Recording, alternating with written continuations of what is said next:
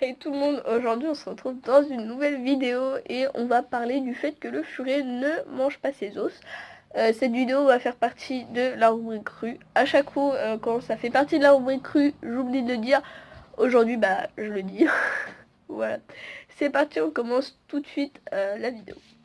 Le sujet de la vidéo, après toutes les interruptions qu'il y a eu, même si pour vous, il va y en avoir aucune, au montage, il va y en avoir beaucoup, c'est moi qui vous le dis. Donc, je vais vous expliquer. C'est un grand mot, mais on va essayer de faire du cas par cas, donc savoir pourquoi votre furet ne mange pas ses os. Donc, c'est soit parce que les os ne sont pas adaptés à au furet, tout simplement. Et dans ces cas-là, il faut savoir lesquels os sont adaptés et lesquels ne sont pas adaptés. On vous avait fait une liste dans la vidéo transition croquette crue. N'hésitez pas à aller la voir, mais je risque certainement de mettre aussi une liste dans cette vidéo, tout simplement pour la détailler plus. Donc ça peut être une raison, parce que votre furet a des problèmes de dentition, donc il lui manque des dents, et les dents qui lui servent à croquer. Dans ces cas-là, on peut pas faire grand chose réellement, à part lui donner sous forme de bouillie, ou sous forme mixée. Ou aussi tout simplement parce que votre furet est un flemmard et qu'il n'a pas envie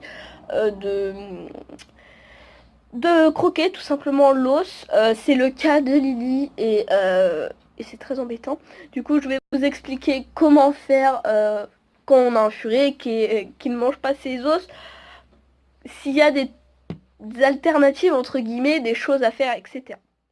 À la deuxième partie. Pourquoi je fais deux avec mes deux? Pourquoi? Donc à la deuxième partie de cette vidéo, ça va être de trouver les solutions, donc résoudre le problème du fait que le furet ne mange pas ses os. Et ça va être tout simplement, au niveau des solutions, il n'y en a pas 36. Ça marche pas, ça dépend des furets, mais je vais vous les donner en tout cas tout de suite, maintenant. Peut-être que ça va marcher, peut-être que ça ne marchera pas. C'est pas des astuces miracles, c'est juste de l'expérience.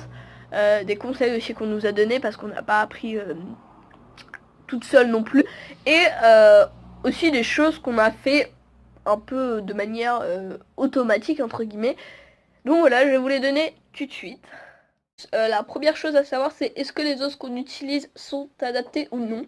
Je vais vous mettre ici une liste des os qui sont adaptés et une liste des os qui ne sont pas adaptés, et donc il faudra que vous vous référiez à cette liste pour savoir si ce que vous donnez est adapté ou si ce n'est pas adapté, et dans ces cas-là pouvoir modifier les choses, parce que si votre furet ne mange pas ses os et que vous comprenez pas pourquoi vous êtes là en mode alors que vous lui donnez une cuisse de poulet, ah bah forcément là direct, une fois qu'on sait que c'est un os inadapté, on comprend pourquoi le furet ne le mangeait pas. Évidemment, je prends l'exemple de la cuisse de poulet, mais je sais très bien qu'il y a des furets qui arrivent à la manger. Je dis, par exemple, Lily, qui est là-bas sur son tapis, n'arrive pas à manger une cuisse de poulet. C'est pour ça que je donne cet exemple-là. Pardon. Là, je vais vous donner des astuces simples, entre guillemets, et aléatoires. Donc c'est tout simplement si, une fois qu'on a choisi le bon os et que l'os est adapté, mettre de l'huile de saumon, de la levure de bière dessus, quelque chose que le furet trouve appétissant, et si possible sous forme d'huile ou de poudre. Donc là je prends l'exemple de la levure de bière et de l'huile de saumon. Après il y a l'huile de coco. Après l'huile de coco ça a donné pas très souvent. Je suis désolée pour les bruits de chaise, hein. Deuxième fois que je le dis dans cette vidéo, c'est génial. Et donc voilà, donner des... Enfin, saupoudrer ou huiler entre guillemets l'os avec quelque chose que le furet aime bien, ou autre astuce, d'accrocher l'os au barreau de la cage ou du parc. Apparemment, c'est une astuce qui marche. Avec Lily, ça n'a pas marché.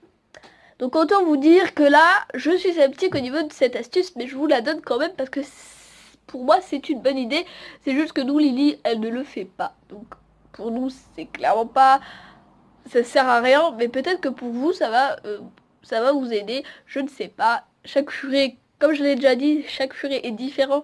Chaque furet a des... Bon, pas des besoins différents parce que l'espèce reste la même, mais a des goûts différents. C'est pour ça du coup que je vous donne plusieurs astuces.